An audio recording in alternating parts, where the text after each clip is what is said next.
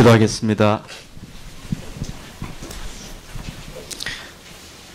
사랑하는 주님, 참으로 혼돈스럽고 죄가 가득하고 또 소망이 보이지 않는 세상 가운데에서도 저희를 믿음의 가족으로 불러주시고 하늘나라를 소망하며 이 땅 가운데 살아가게 하시는 것을 감사합니다. 주님, 부딪히는 모든 것들마다 혼돈스럽고 고통 가운데 있으며 마음이 산란하고 어디에다가 마음을 두어야 될지 모르는 시대이지만 사랑하는 주님, 저희가 지금 한 마음과 한 뜻으로 주님께 간구합니다. 주님, 저희가 은혜와 믿음으로 살아가는 자들이 되게 하여 주시기를 원합니다. 사랑하는 주님, 도무지 이 시대 가운데 믿음으로 산다라는 것이 무엇인지 참으로 설명하기도 어렵고 느끼기도 어렵고 알기도 어렵지만 주님께서 저희 가운데 주신 말씀이 굳건하며 강하며 생명인 것을 저희로 믿게 하여 주시기를 소원합니다. 사랑하는 주님, 주님께서 지금도 우리 가까이 계시며 우리 삶을 이끄시며 지금도 우리와 친밀하게 역사하시며 우리와 함께 동행하시는 것을 저희로 알고 고백하며 누리고 전파하게 하여 주시기를 소원합니다. 사랑하는 주님, 이 땅에 참 살아있는 자들로 믿음의 사람들로 이 땅 가운데 서기를 원합니다. 주님, 고통이 많고 슬픔이 많고 어그러짐이 많은 세대 가운데 주님, 저희로 주님의 자녀들로 이 땅 가운데 굳게 서게 하여 주시옵소서. 주님, 저희로 하나님의 말씀이 무엇인지 알게 하여 주시고 주님, 기도가 무엇인지 알게 하여 주시고 성령과 함께 동행하는 것이 무엇인지 알게 하여 주시기를 소원합니다. 하나님의 계명 가운데 감춰져 있는 비밀한 뜻과 그 축복의 은혜들을 저희로 깨달아 알게 하여 주시기를 소원합니다. 내 부모를 공경하라고 하신 말씀 가운데 주신 그 놀라운 약속들을 주님, 저희로 깨달아 알게 하여 주시기를 소원합니다. 사랑하는 주님, 저희가 교회로 모였는데 교회의 비밀과 신비한 연합을 더욱더 배우게 하여 주옵소서. 말씀을 선포하는 자들을 통하여서 주님께서 주시는 은혜를 저희가 누리게 하여 주시고 나눔과 교제를 통하여서 하나님께서 베푸시는 신비한 연합을 주님, 저희가 누리게 하여 주시옵소서. 사랑하는 주님, 저희 교회로 하여금 하나님의 빛을 전하고 생명을 나누는 교회가 되게 하여 주시옵소서. 우리의 삶이 전도가 되게 하여 주시고 우리가 입술을 열어서 복음을 전할 때 하나님께서 권능을 베푸시고 새 생명이 하나님께 돌아오는 귀한 역사가 있게 하여 주시기를 소원합니다. 주님, 우리 교회 가운데 속한 모든 연약한 지체들 주님, 지금 주님께 의탁합니다. 주님, 강하게 하여 주시고 주님의 거룩한 보혈로 머리 끝부터 발끝까지 깨끗게 하여 주시고 새롭게 하여 주시기를 소원합니다. 마음의 고통과 어둠이 있는 자들을 주님께서 긍휼히 여기셔서 빛으로 찾아가 주시고 내가 너와 함께 있다고 주님께서 말씀하여 주시고 큰 위로와 기쁨을 허락하여 주시기를 소원합니다. 사랑하는 주님, 저희로 하여금 하나님의 은혜를 더욱더 배우게 하여 주시옵소서.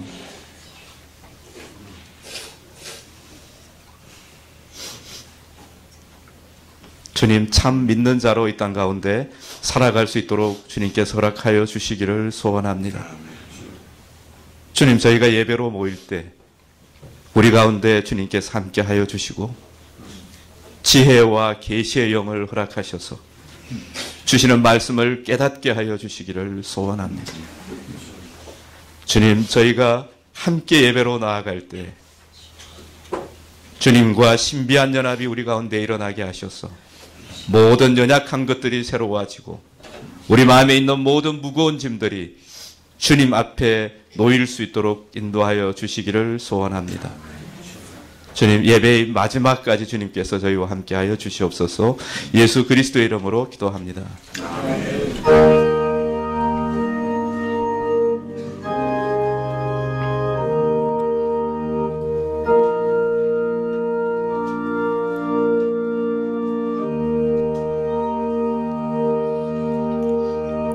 네, 말씀은 야고보서 4장 6절부터 8절까지 말씀입니다.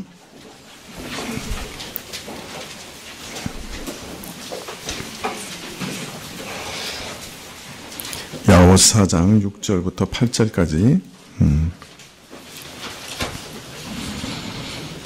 네, 찾으신 줄 알고 봉독해 드리겠습니다. 야고보서 4장 6절부터 8절까지.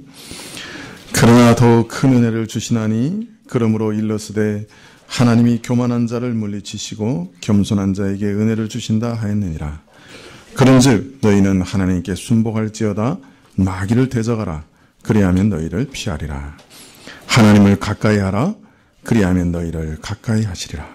죄인들아 손을 깨끗이 하라. 두 마음을 품은 자들아 마음을 성결케 하라.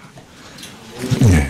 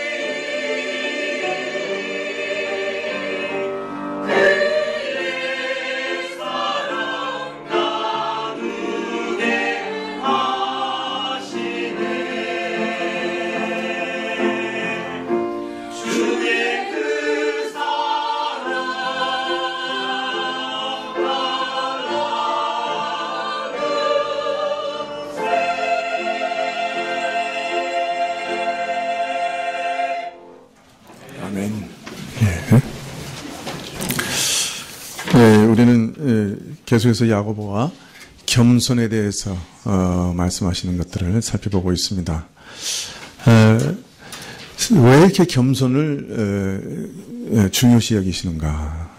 사실 지난 시간에 말씀드렸지만 우리 믿음의 본질이 바로 믿음의 가장 근본적인 자세가 사실은 겸손이기 때문이라.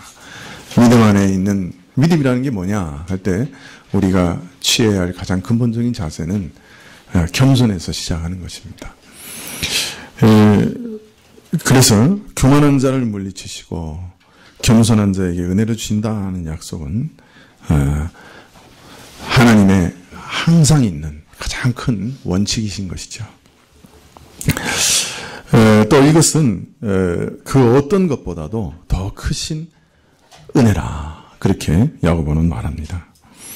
야고보는 참 가늠하는 자들아 라고 하는 외침 속에서 하나님의 선택의 은혜, 하나님의 정결한 신부로 우리를 선택하신 은혜를 말씀하시고 또 이러한 일들이 하나님과 원수되는 것을 알지 못하느냐 하는 꾸지람 속에서 오히려 우리가 원수되었던 우리를 하나님과 화목하게 하셨던 그 화목의 은혜를 기억하게 하십니다.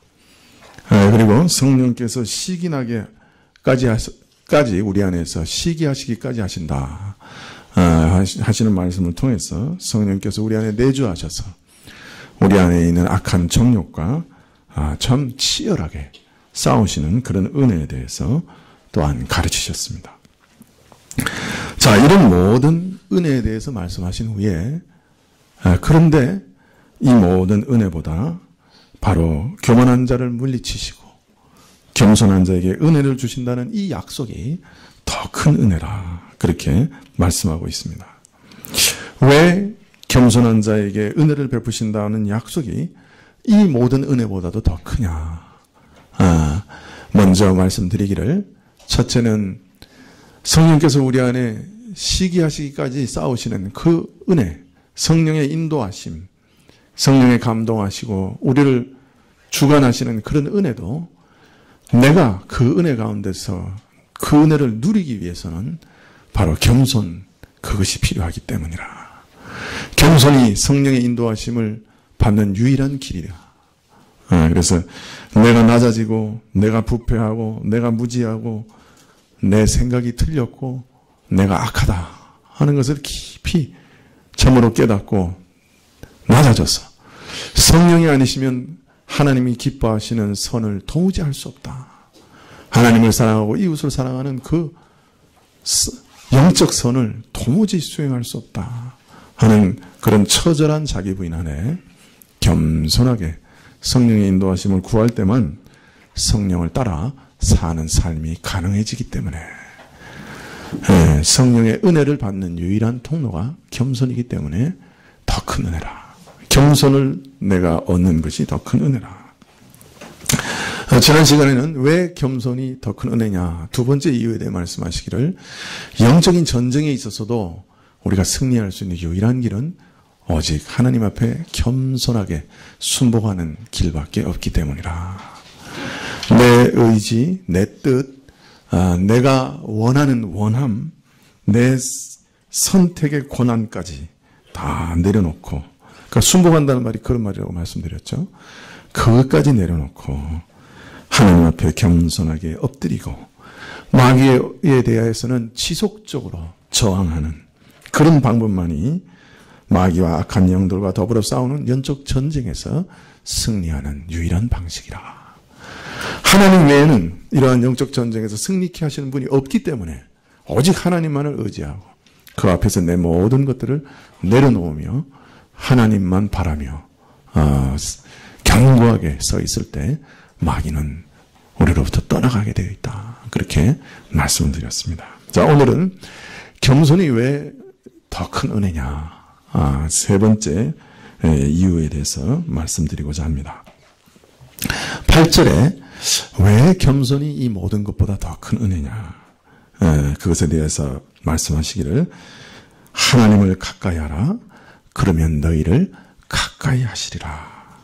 즉 겸손한 자세로 하나님께 가까이 나가면 하나님께서도 우리에게 가까이 다가오시기 때문이라. 이것이 겸손이 그 모든 것보다 더 큰 은혜인 이유입니다. 하나님께 가까이 가라. 그러면 하나님도 가까이 다가오시리라. 하나님이 임재하시고 하나님께서 응답하시리라. 하나님께 나아가라. 하나님께 호소하라. 하나님께 아뢰고 부르짖으라. 그러면 반드시 하나님이 내게 가까이 오시리라. 그가 너를 찾아오시리라. 너를 만나시고 너의 음성을 들으시고 반드시 응답하시리라. 여러분, 참 이게 얼마나 큰 은혜입니까? 사실 어려운 일을 당해서 누구에게 도움을 청할까 살펴보면 진짜 큰 어려움은 도움을 구할 데가 없어요. 그런데 그 어떤 어려움 가운데서도 하나님께서는 우리를 돕는 분이 되시고 하나님께 나아가면 하나님이 우리를 지켜주시고 돌봐주신다. 이렇게 약속하시니 사실 이보다 더 큰 애가 어디 있겠습니까? 하나님을 겸손하게 가까이 찾는 자들에게 하나님께서 가까이 하신다는 이 원칙이야말로 참 우리같이 무능하고 부패하고 악한 죄인들에게는 유일한 소망입니다. 사실은 우리가 인생에 수없이 서게 되는 선택의 순간 가운데도 우리는 어느 쪽을 선택해야 될지 도무지 알지 못해요. 사실 매일매일 다가오는 수많은 선택 앞에서도 우리는 참 무능하다고 하는 것을 발견합니다. 누구한테 물어봐도 조언을 구해도 속 시원한 조언을 얻을 길이 없어요. 그런데 하나님께 나가면 하나님께 우리 인생의 앞날을 맡기면 하나님께서 우리를 돌봐주신다. 혹 우리가 하나님의 그 뜻을 잘 못 분별해서 하나님 앞에서 잘못된 것을 선택한다 할지라도 하나님께 우리 인생을 맡기며 하나님의 뜻을 구하는 자에게는 항상 합력하여 선을 이루시고 우리를 어긋나게 하지 않으시는 그런 은혜가 하나님 앞에 있는 거예요. 큰 혼란 속에서 좀 어떻게 해야 될지 모르는 황망함 속에서 하나님께 가까이 가면 하나님이 나에게 가까이 오시겠다 하는 이런 약속은 우리에게 얼마나 큰 은혜가 되는지 모릅니다. 겸비한 믿음으로 하나님께 나아가면 하나님이 은혜를 베풀어 주신다. 이 말씀은 하나님 앞에 아무런 자격도 없고 정말 하나님 앞에 아무것도 내어놓을 것이 없는 부패하고 무능한 우리 같은 죄인에게는 참 유일한 소망이라 그렇게 말할 수가 있습니다. 어제 오전에 토요일 날 쉬시는 날인데도 불구하고 많은 분들이 정말 제가 예상했던 것보다 많은 분들이 전도하러 나오셨어요. 참 우리 교회가 뭔가 이렇게 막 이제 꿈틀거리는 것 같아요. 막 살아서 이렇게 막 움직이려고 그러는 것 같아요. 그래가지고 교회 인근에 나가서 복음도 전하고 또 교회도 소개하고 그런 일을 했습니다. 자, 그런데 이런 일을 하기 전에 교회에서 이 준비가 복잡하더라고요. 병에든 물도 사오고 예쁜 봉지에다가 맛있는 오징어 채도 넣고 그 다음에 아이들 줄 과자도 얼마나 예쁜 봉지에 넣은지 모르겠어요. 봉지만 줘도 난 좋겠던데. 아니, 그렇게 준비하는 거예요. 제가 맨날 저는 달랑 그냥 다 떨어진 성경 하나 이렇게 들고 나가는 게 습관이 되어 있기 때문에 속으로 아니 도대체 이런 것까지 준비해야 돼? 이런 생각이 들었어요. 그런데 어떤 분 말씀이 우리 주변의 어느 교회는 아침마다 샌드위치를 보험 박스에 넣어가지고 가져와서 나눠주면서 복음을 전도한다는 거예요. 그래서 제가 그 말씀을 듣고 이런 것까지 준비해야 돼 하는 말이 쏙 들어갔어요. 예, 참 사람들을 접촉한다고 하는 일이 이렇게 어렵구나. 참 이제는 참 물 한 병이라도 주면서 말을 꺼내야 되는 그런 시대가 됐구나. 이게 어떤 면에서 참 마음이 찹찹해졌습니다. 사실 일반적인 세상 사람들과 거래나 접촉을 하기 위해서는 그 사람들이 인정할 만한 무언가를 가지고 있어야 됩니다. 사람이 뭔가 탐낼 만한 것, 야, 참, 그렇게 사람들이 다 아쉬워하고 필요로 하는 것, 이런 걸 가지고 있어야 사람들이 우리를 찾아오고 또 우리가 서로 주고받고 교환을 하든지 그렇습니다. 하여튼 내게 뭔가 다른 사람이 탐낼 만한 것이 있어야 내가 사람들을 마음을 이렇게 사로잡을 만한 게 있어야 사람들을 만날 수도 있고 거래도 할 수 있고 그러는 거예요. 이게 세상이에요. 안 그러면 거들떠 보지도 않아요. 빈 털터리로 찾아가 봐야 문전박대만 당합니다. 만나주지도 않습니다. 사람 앞에서는 내가 뭘 갖춰야 돼요. 내가 그래서 뭔가를 자꾸 가지려고 노력하는 거죠. 예. 사람들이 아쉬워하고 가지고 싶고 탐낼 만한 것을 내가 가지고 있어야 돼요. 그런 사람들만 뭔가 인정을 받고 사람들이 따라오고 이렇게 서로 거래도 하고 교통도 할 수 있고. 예. 가진 거 없이 빈털터리면 거들떠 보지도 않아요. 친척도 안 봐. 예. 자, 이런 세상에 사니까 우리는 늘 다른 사람 앞에 서려고 하면 내가 뭔가 가져야 된다 생각하는 거예요. 예. 그래서 처음에 전도하려면, 접촉점을 가지려면 이 복음의 보안은 잘 안 보이니까 물 한 병이라도 줘야 된다는 거예요. 그러나 참으로 이상한 것은 하나님은 우리가 아무것도 없어도, 아니 오히려 하나님 앞에서 빈털터리로 가난한 죄인으로 겸손하게 나갈 때만 만날 수 있는 분이에요. 이게 참 신기한 일이라. 오히려 하나님께서는 우리 같은 죄인들이 가까이 오는 것을 기뻐하시는 분이에요.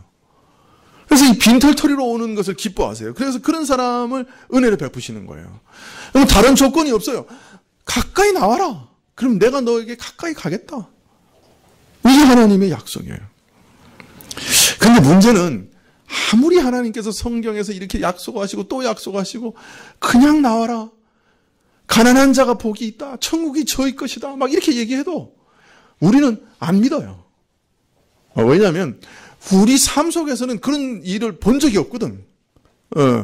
부모도 내가 뭐 있어야 아이고 그래도 성적을 잘 받아와야 머리라도 쓰다듬어 주거든. 그러니까 하나님도 내 머리 쓰다듬어 주려면 내가 뭔가 잘해야 된다 이렇게 생각하는 거예요. 이게 우리 교회에서는 이거 아니라고 맨날 얘기해도 여러분 기도하러 나가면 뭐라 그래? 진짜 그냥 막 갈급하고 진짜 필요한 것 기도할 때는 뭐라 그래? 하나님 이거 들어주면 내가 뭐 할게요. 이런다고. 뭐 내놓을게요. 이번에 하나님 잘 되면 제가 11조 꼭 바칠게요. 나는 12조도 바쳐요. 막 이래. 급하면 막. 이번에 그냥 다른 데 좋은 데 취직하면 퇴직금 다 드릴게요. 그냥.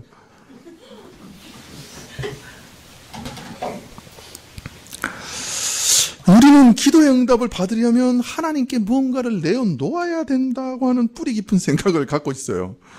예, 그건 하나님을 우리 같은 사람으로 오해하고 있는 거예요. 물론 하나님은 사람이 아니셔요. 그리고 하나님은 우리 아버지시라고 그랬어요. 아버지가 뭐 대가를 바라고 아들에게 주는 거 봤어요? 물론 500원 줄게 구두 닦아. 그거는 애들 훈련시키려고 그러는 거지. 예? 아버지는 뭐 대가를 바래가지고 뭘 시키는 겁니까?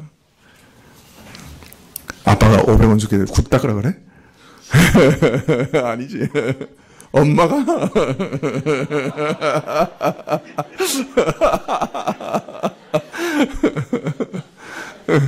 예수께서 말씀하세요. 야, 아비가 자식에게 떡을 달라 할 때 돌을 주는 사람이 있냐? 생선을 달라 할 때 뱀을 주어 물려 죽게 하는 사람이 있냐? 육신의 아비가 혹 부패하고 타락하고 악할지라도 제 자식에게는 좋은 걸 줄지 알지 않느냐? 그렇다면 하늘에 계신 너희 아버지께서 너희 천부께서 어떻게 하시겠냐? 우리는 우리 아버지께 나가는 거예요. 기도하러 갈 때. 그렇기 때문에 다른 무언가 드리겠다 뭐 이렇게 할 필요 없어요. 그래야 하나님 뭐 조금 주시는 그런 분 아니에요. 모든 좋은 것을 우리에게 주시는 빛들의 아버지시요. 풍성한 하나님이셔요. 그래서 그냥 하나님 나 이게 너무 가난하니 나 이거 너무 필요하니 주세요. 그러면 되는 거예요. 하나님 나 불쌍히 여겨주세요. 그러면 되는 거예요. 그게 기도예요. 불쌍히 여겨주세요. 그게 제일 큰 기도라고. 어떤 면에서. 이렇게 기도하시면 하나님이 다 주시는데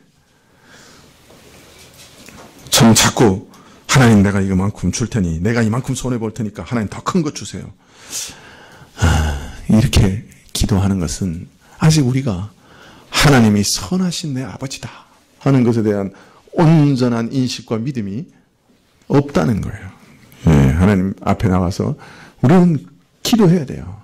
하나님의 선하심을 내게 알게 해달라고. 하나님 내 아버지시라고 하는 것을 정말 내가 믿게 해달라고 우리가 기도해야 돼요. 겸손하게 내 가난을 아뢰고 하나님께 그냥 구하면 되는 거예요. 그래서 모세는 이런 하나님을 알았어요. 그래서 신명기 4장 7절에 이렇게 고백하고 있어요. 우리 하나님 여호와께서 우리가 그에게 기도할 때마다 우리에게 가까이 하심과 같이 그 신이 가까이 함을 얻은 나라가 어디 있느냐. 모세가 발견한 하나님이에요. 우리가 기도할 때마다 우리에게 이렇게 가까이 오시는 그런 신이 세상에 어디 있느냐. 그렇게 외치고 있습니다. 다윗은 이렇게 고백하고 있습니다. 시편 65편 2절에 기도를 들으시는 주여 모든 육체가 주께 나오리이다. 하나님께서 어떤 분이신가? 우리 기도를 들으시는 아버지신 것을 참으로 안다고 하면 이 세상의 모든 육체가 다 하나님께 나올 거다. 이게 다윗의 고백이에요. 하나님께 나오라. 그러면 내가 너에게 가까이 가리라. 얼마나 은혜로운 약속입니까? 하나님은 이런 분이십니다. 우리 기도를 들으시는 분이에요. 아무 조건 없이 우리 기도를 들으시는 분이에요.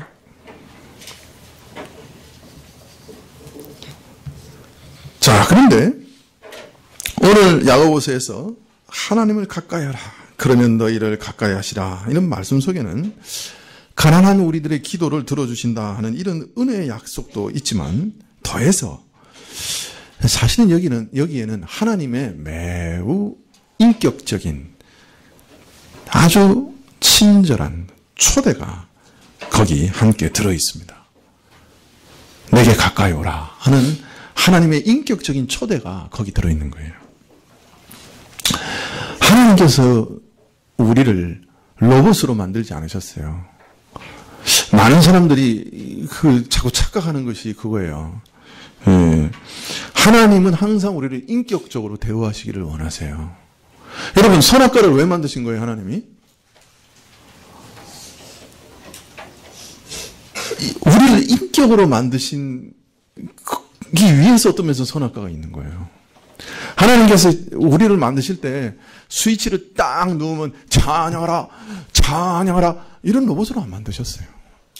하나님께서 만드신 걸 자세히 보고 야, 하나님이 만드신 천지 만물과 나 자신을 보니 이 안에 있는 참 풍성함과 선하심과 아름다우심과 참 정결하심과 거룩하심과 의로우심을 보니 정말 하나님은 찬양받으실 수밖에 없는 분이구나. 내가 하나님께 정말 감사해야 할 그런 분이구나 하는 것을 자신이 깨닫고 자신이 하나님을 선택하고 자신이 하나님을 사랑하고 자신이 그래서 하나님을 섬기도록 인격으로 만드신 거예요. 이 세상에서 이렇게 만든 존재는 우리 인간밖에 없단 말이에요. 그래서 우리를 뭐라 그래요? 하나님의 형상으로 만드셨다. 하나님과 닮은 자로 만드셨다. 선악과는 하나님을 내가 선택할 수도 있고 선택하지 않을 수도 있다고 하는, 내가 바로 하나님과 닮은 존재, 인격으로 만들어졌다고 하는 것을 나타내는 거예요. 하나님은 그래서 타락한 이후에도 항상 우리 인간하고 만나서 교제하시고 인간을 대접하실 때 항상 인격 있는 존재로 대접하시기를 원하시는 거예요.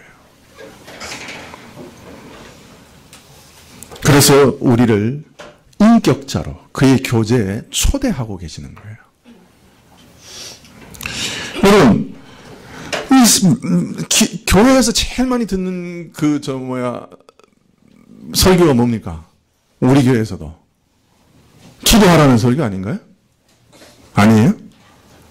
헌금 내라는 설교인가요? 나 이제 앞으로 헌금 내라는 설교도 한번 하긴 해야 될 것 같아. 그죠? 한 5년 지난 것 같아. 한 6년 됐나? 네. 기도하라 그러면 사람들이 어떻게 듣냐면 내가 꼭 내야 될 세금으로 생각해. 기도를. 기도 자꾸 하라 그러니까. 신자라고 하면 기도해야 된다 그러니까 당장 막 기도할 것도 없는데 기도하고 싶지도 않은데 기도해야 된다 그러니까 말을 만들어서라도 기도해야 되나? 이렇게 생각하는 거예요. 이건 기도의 뜻을 모르는 거예요. 무슨 시험을 치는 것도 아니고 종이 억지로 뭘 일하는 것도 아니고 세금 내는 것도 아니에요. 기도라는 거는. 마치 치과가 아파서 치통이 심해서 치과 의자에 앉는 기분으로 기도하려고 하는 사람이 있는 것 같아요. 여러분 아니에요. 기도는 의무가 아니에요. 여러분 한번 기도를 들으신다는 일에 대해서 한번 곰곰이 생각해 봅시다. 하나님께서 내가 아뢰는 모든 말을 들으시고 계시다. 그리고 그 기도에 대해 반응하고 계시다. 응답하신다. 그것은 하나님께서 우리를 그저 명령만 하면 아무 생각 없이 일하는 종이나 노예나 로봇으로 생각하고 계시는 것이 아니라는 것을 말합니다. 우리를 친구처럼 대우하신다는 말입니다. 우리의 생각을 들으시겠다는 거예요. 그리고 자신의 생각을 내게 알리시겠다는 거예요. 여러분, 이것보다 더 대단한 것이 어디 있습니까? 천지를 지으신 하나님께서 내 생각을 들어보겠다고 하시는데, 그리고 자신의 생각을 내게 가르쳐 주시겠다는데, 사실 이거보다 대단한 게 어디 있습니까? 그래서 야고보서 4장 8절에 하나님을 가까이 하라 그리하면 너희를 가까이 하시리라 하는 이 말씀은 하나님께서 우리를 친구처럼 초대하고 계시는 겁니다. 만일 로봇이나 종이면 가까이 하라 이렇게 초대할 필요가 없어요. 명령할 필요도 없어요. 그냥 안 들으면 막 패든지 스위치를 눌러가지고 전기를 넣든지 그러면 되는 거예요. 그냥 가까이 와라라고 초대하실 때는 이것은 우리를 인격적으로 대우하고 계시는 거예요.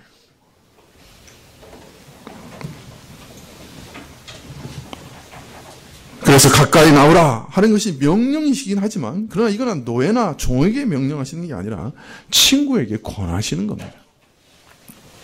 예수님께서는 이런 사실에 대해서 이렇게 얘기하십니다.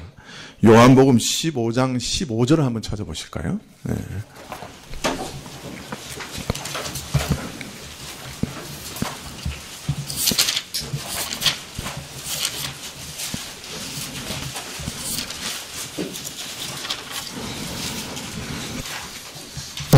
신약 174쪽인데요. 요한복음 15장 15절과 16절을 우리 한번 큰 소리로 같이 읽어보실까요? 네, 신약 174쪽인데요. 이제부터는 너희를 종이라 하지 아니하리니 종은 주인이 하는 것을 알지 못함이라. 너희를 친구라 하였노니 내가 내 아버지께 들은 것을 다 너희에게 알게 하였음이니라. 너희가 나를 택한 것이 아니요 내가 너희를 택하여 세웠나니 이는 너희로 가서 과실을 맺게 하고 또 너희 과실이 항상 있게 하여 내 이름으로 아버지께 무엇을 구하든지 다 받게 하려 함이니라. 정말 얼마나 은혜로운 말씀입니까? 주께서 우리에게 요구하시는 것 순종은 종이나 노예나 로봇 같은 순종이 아니라 친구로서의 순종을 요구하십니다. 사랑하는 자로서의 순종을 요구하십니다. 여러분, 종은 그냥 명령의 대상일 뿐입니다. 주인이 명령하는 것 맹목적으로 순종하면 돼요. 주인이 하는 일에 대해서는 전혀 알지 못합니다. 내가 이 일을 무엇 때문에 하는지, 무엇을 위해서 하는지 그거 알지 못해요. 주인이 알려주지도 않을 뿐더러 구태여 알려고 할 필요도 없습니다. 주인이 명령하는 것을 기계적으로, 의무적으로, 맹목적으로만 잘 순종하면 종은 잘하는 겁니다. 그러나 예수님께서 우리 믿는 자에게 요구하시는 것은 이런 맹목적이고 의무적이고 기계적인 순종이 아니에요. 예수님이 정령을 원하신 것, 하나님이 우리 인생에게 정령을 원하셨던 것은 친구로서의 순종입니다. 인격자로서 사랑하면서 순종하는 것을 바라신 거예요. 그래서 제일 첫째 되는 계명이 뭐예요? 하나님을 온 마음과 온 뜻과 온 힘과 온 정성을 다해 사랑하고 내 이웃을 내 몸처럼 사랑하라는 거예요. 하나님을 사랑함으로 모든 것을 행하는 순종, 그걸 원하신 거예요. 그건 바로 친구로서의 순종을 원하신 거예요. 친구라 할 때 그냥 우리가 잘 지냈어? 그냥 너 얼굴 알고 이름 알고 그 정도가 아니라 예수님 뭐라 하셨어요? 친구를 위해 목숨을 내가 바친다 그랬어요. 그러니까 서로 목숨을 바칠 만큼 친한 친구로서 하나님께 순종하기를 원하시는 거예요. 네. 이 종으로서의 순종과 사랑하는 자로서의 순종의 차이를 다음과 같이 말씀합니다. 내가 아버지께로 들은 모든 것을 너희에게 알렸다. 네, 여러분, 이 데이트를 해보면 만나면 시간 가는 줄은 모릅니다. 그런데 둘이서 데이트하는 사람들끼리 얘기하는 거 가만히 들어보면 정말 쓸데없는 얘기만 하고 있습니다. 근데 그 쓸데없는 얘기가 사실은 다른 게 아니에요. 내가 누구고 너는 누군가 하는 것을 서로 알리는 일을 하고 있는 거예요. 그죠? 그래서 시간 가는 줄 모르는 거예요. 그래서 내가 옛날에 어떤 사람이었고 무슨 짓을 했고 내게 무슨 친구가 있었고 뭐 별의별 얘기를 다 해요. 별 쓸데없는 얘기를 다 하고 있어요. 그런데 옆에서 듣고 있으면 지루해 죽을 지경이지만 두 사람은 너무 좋아. 경험이 없는 사람들처럼 이상한 얼굴을 하고 앉아 있습니다. 그죠? 할 수 없죠. 뭐. 아직 그런 사랑을 못 해본 분들은 빨리 그렇게 귀한 사랑을 하시기를 축원합니다. 젊은 사람한테 얘기한 거예요.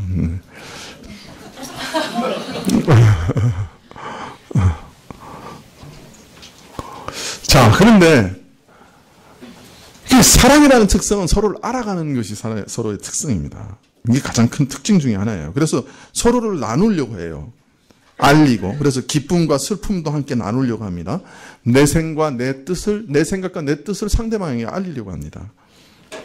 이렇게 해서 서로가 하나가 되고 하나인 것을 확인해 나가는 거예요.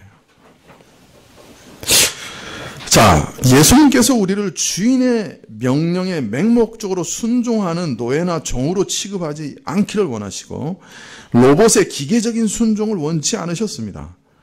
그래서 사랑 가운데서 하나님께서 자신에게 알리신 모든 것을 우리에게 그 뜻과 일을 다 알리십니다. 사랑하는 자에게 알리시는 것처럼 우리에게 그 뜻을 다 알리시기를 원합니다. 성경에 보면 그래서 하나님이 누구신지, 하나님의 뜻이 무엇인지, 하나님이 우리에게 원하시는 것이 뭔지 다 얘기해 주고 계세요. 또 이 세계는 무엇인지, 그죠? 또 이 세계의 역사는 무슨 의미가 있는지, 또 앞으로는 예수님 재림 때까지 어떤 역사가 이루어질 건지, 그럼 요한계시록 우리가 지금 배우고 있는데 그런 것까지 다 알려주고 계신 거예요. 하나님은 우리에게 비밀로 숨겨두시지 않고 감춰두시지 않아요. 자, 그래서 하나님과 우리의 사랑의 교제는 어떤 모양으로 이루어집니까? 하나님은 그의 모든 뜻과 일을 먼저 우리에게 알리시고 우리는 그 뜻을 깨닫고 하나님의 뜻과 그 일이 이루어지기를 강하게 사모하고 원하고, 나도 원하고. 왜? 하나니까. 사랑하니까. 그 다음에 그 일을 우리가 또 하나님께 이렇게 해주세요라고 기도하고, 그럼 하나님은 또 그 간구를 들어서 응답하시고 일을 이루시고 이런 방식으로 이루어지는 거예요. 이게 얼마나 놀라운 일이에요. 얼마나 기가 막힌 비밀이에요. 이게 기도라는 거예요. 그래서 주님 가르쳐준 기도의 제일 첫 번째가 뭐예요? 하늘에서 주의 뜻이 이루어진 것처럼 이 땅에서도 주의 뜻이 이루어지이다. 기도는 이거 하는 거예요.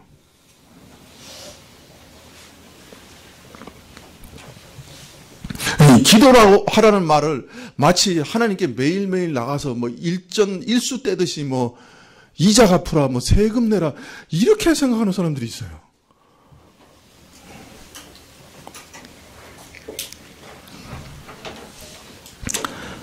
그런 얘기가 아니에요. 하나님께서 자신의 뜻을 친구처럼 우리에게 다 알리시고 우리는 그 하나님의 뜻을 사모하여 하나님께 간구하고 하나님께서는 우리의 이러한 소원과 간구를 들으시고 모든 것을 이루어 주시는 고귀한 인격적인 관계와 교제로 우리를 초대하시는 것이 바로 기도의 초대예요. 기도하라는 말이 바로 그 말이에요. 하나님께서는 이처럼 우리를 인격적으로 소중한 존재로 대하시고 계시는 거예요. 하나님은 처음부터 우리를 인격으로 지으셨고 인격적으로 대우하셨어요. 기계적인 명령의 대상, 기계적 순종의 대상으로 생각한다는 것은 그것 상대방을 도구로 생각한다는 뜻입니다. 내가 어떤 목적을 이루는 수단으로 생각하는 거예요. 내가 이것을 원하니 너는 이것을 행해야 된다. 명령의 대상으로 생각하는 그런 의식이에요. 사랑은 결코 상대방을 내 이용물로 생각하지 않습니다. 내 무슨 목적을 위한 수단과 도구로 생각하지 않아요. 그와 나는 하나요. 그의 모든 것을 나는 함께 나누는 자요. 내가 그를 위해 희생해야 되는 자요. 그래서 내가 순종해야 할 사람이라고 그렇게 느끼는 거예요. 부부관계에 있어서 남편은 아내를 사랑하라고 그랬어요. 아내는 남편을 순종하라고 그랬어요. 그랬더니 또 여자분들이 또 불평불만해요. 순종하라고 했는데 순종할 만해야 순종을 하지요. 예. 먼저 지가 사랑하면 내가 순종하지. 예. 그러니까 여러분, 순종과 사랑은 차원이 다른 게 아니에요. 사랑하기 때문에 사랑 안에는 상호 순종이라고 하는 게 들어있는 거예요.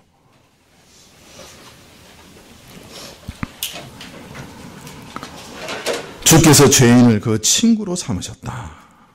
그 말은 그의 사랑을 입은 자로 삼아주셨다. 그런 뜻이에요. 주님은 우리를 단순한 명령의 대상으로 생각하고 있지 않아요. 주님은 우리를 사랑의 대상으로 생각하고 계시는 거예요. 그래서 우리를 초대하고 계시는 거예요. 강제로 그 수갑 차가지고 끌고 오시는 게 아니에요. 노예처럼 끌고 오시는 게 아니에요. 정중히 초대하시는 거예요. 내게 가까이 나오라. 친구로 초대하고 계시는 거라고. 겸손한 마음으로, 가난한 마음으로 하나님께 나아가는 자들은 그래서 하나님의 이런 사랑, 교제, 인격적인 임재를 경험하게 되는 거예요.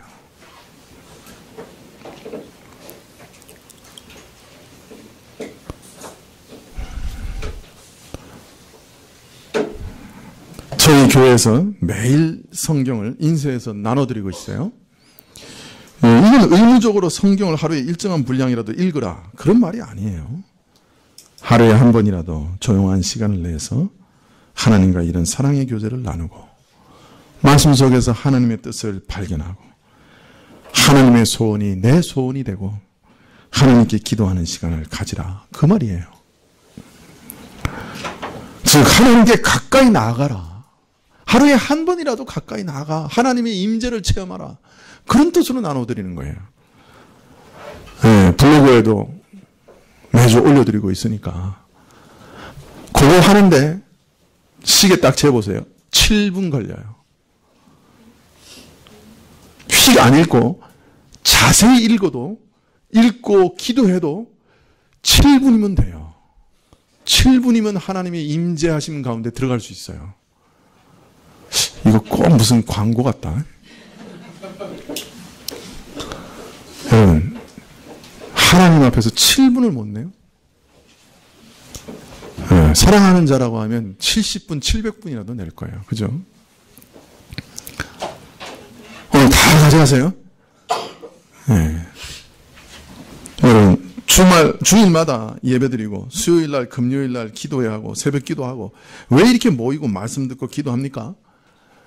하나님께 가까이 가려고요. 우리가 하나님이 주신 이 은혜의 방편들을 어떻게든 사용해서 부지런히 사용해서 하나님께 가까이 가려고요. 그래서 하나님 만나보려고요.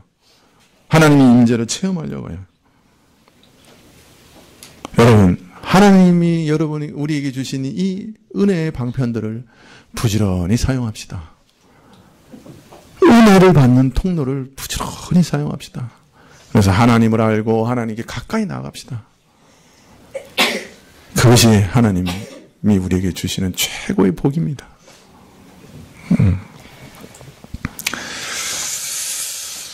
네. 사실 하나님께서는 우리를 인격적으로 대하시기 때문에 우리의 기도를 들으실 때도 기계적으로 듣지 않으세요. 마음을 기울여서 내 아픔과 슬픔과 절망을 함께 아파하며 들으십니다. 예레미야는 이스라엘의 멸망을 선언하면서 이스라엘의 멸망을 결정하신 하나님의 고통과 눈물에 대해서 이렇게 얘기합니다. 예레미야서 14장 17절에 너는 이 말로 그들에게 이르라 내 눈이 밤낮으로 그치지 아니하고 눈물을 흘리리니 이는 처녀딸 내 백성이 큰 파멸 중한 창상을 인하여 망함이라. 물론 하나님께서 우리처럼 눈물을 흘리지는 않으시죠. 그러나 사람의 눈물을 빌려서 표현하고 계십니다. 하나님께서 아무 감정 없이 우리 기도를 들으시는 게 아닙니다. 우리의 사정을 참으로 헤아리시는 분이 하나님이셔요. 우리 사정을 아파하시면서 들으시는 분이 우리 하나님이셔요. 우리 말을 빌려서 눈물을 흘리시면서 들으시는 분이 우리 하나님이시란 말이에요.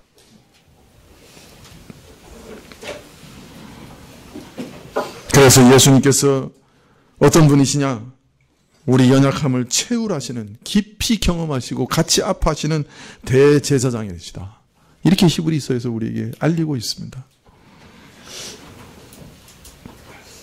가슴이 아프게 기도해도 아무 대답이 없으시고 사정은 더욱 나빠지는 것 같기 때문에 하나님 앞에서 절망과 슬픔 가운데 원망한 때도 있습니다. 그러나 나중에 돌이켜보면 그때 하나님께서 그렇게 하신 것이 최선이었다. 내게 가장 큰 복이다 하는 것을 확인하게 됩니다. 그 사람이 하나님의 자녀라고 하면 믿음의 사람이라고 하면 반드시 그것을 확인하게 됩니다. 왜냐하면 하나님은 참으로 선하시고 가장 긍휼히 여기시는 분이시기 때문입니다. 한 달, 두 달 계속 부르짖어 보아도 은혜가 없더라. 1년, 2년을 기다려도 내게 참 변화가 없더라. 낙심하지 마세요. 이건 사람의 약속이 아니에요. 하나님의 약속이에요. 내게 가까이 나오라. 내가 내게 가까이 하리라. 여러분, 이 말씀을 믿고 하나님께 부지런히 가까이 나옵시다. 기도하시겠습니다.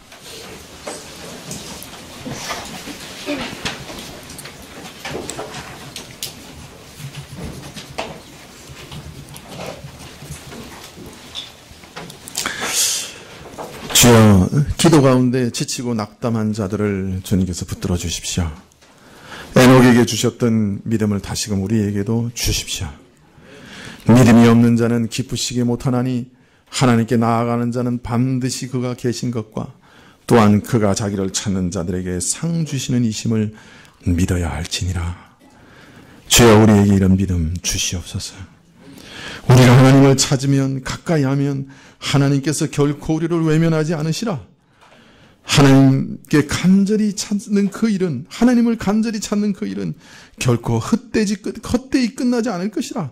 반드시 결과가 있을 것이다. 이런 믿음으로 하나님께 나아가게 해주십시오. 겸손하게 하나님을 찾아 가까이 나아가게 해주십시오. 그리하여 평생 하나님과 동행하는 에녹의 축복을 우리에게 다 주시옵소서. 예수님의 이름으로 기도합나이다. 아멘. 찬송가 490장입니다.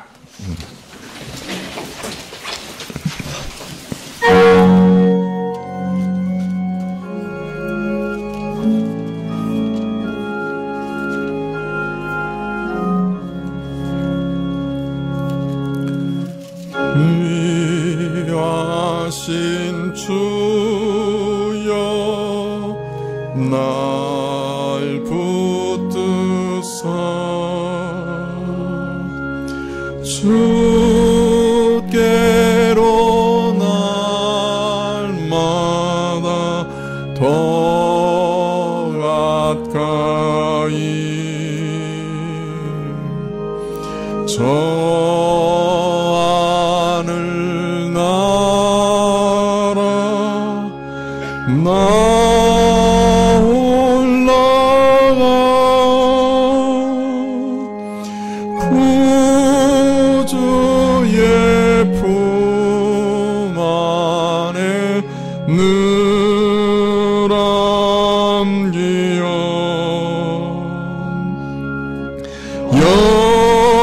영생의 복 받기 원합니다.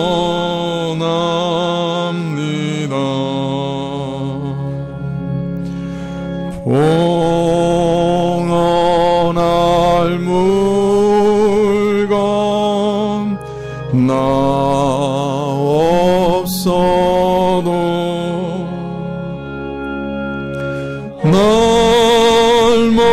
날마다 주께로 더 가까이 내 죄를 주께 다 고하니 주님의 보혈로 날 씻으사 눈보다 더 희게 하옵소서.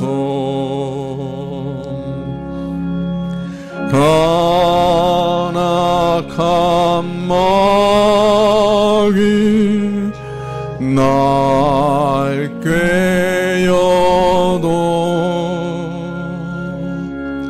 주 예수 앞으로 더 가까이 이 세상 속한 그 허영심 또 추한 생각을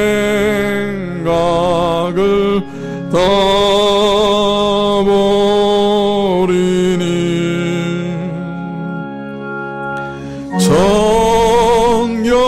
정결한 마음 내게 늘 줍소서.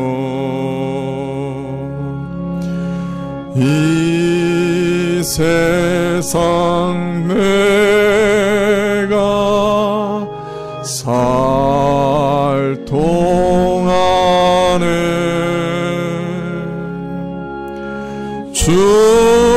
주께로 날마다 더 가까이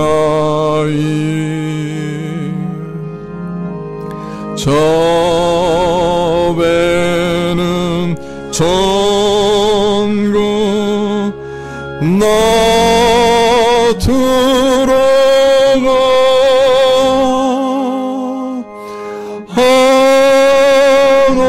한없는 복락을 다 얻도록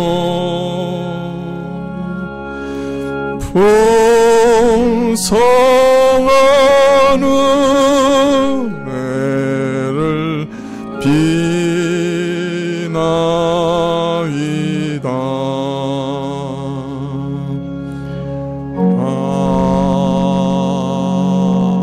아멘.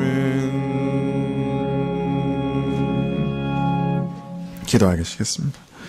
지금 우리 주 예수 그리스도의 은혜와 하나님 아버지의 그 크신 사랑과 이 은혜와 사랑을 깨닫게 하시고 누리게 하시는 성령님의 교통하시고 역사하심이 하나님께 가까이 나아가기를 소원하며 머리 숙인 주의 백성들 위해 지금도 영원까지 함께 계실지어다.